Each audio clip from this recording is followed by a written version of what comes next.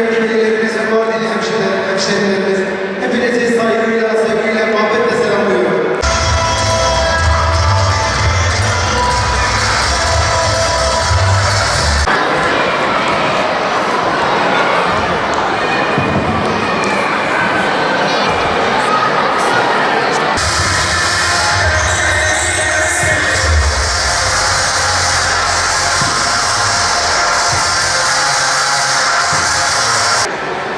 Kıymetli davetler, kıymetli arzu.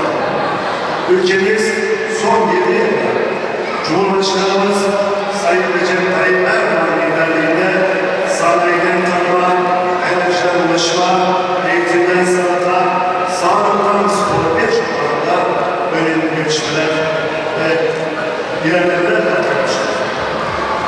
Bu kapsamda ülkemizde olduğu gibi Mardin'imizde de gençlik ve spor alanında meydana gelen gelişme ve ilerlemeleri daha iyi yapmamız için sizlere birkaç sayısal bilgi vermek istiyorum.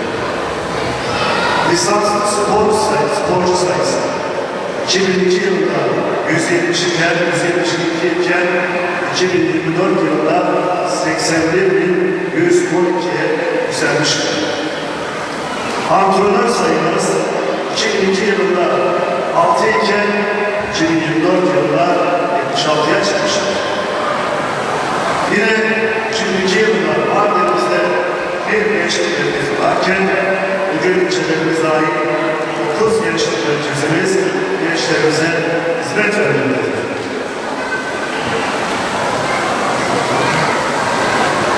2002 yılında gençlik merkezlerimizde 250 kayıtlı öğrenci varken bugün 73.587 evladımız devletimizin imkanlarından istifade etmektedir. 2002 yılında elimizde 2.000 sporcu varken bugün devletimizin sunduğu imkanlarla keşfedilen Mardin'de 43 kardeşimiz uluslararası arenada ülkemizi onurlandırmakta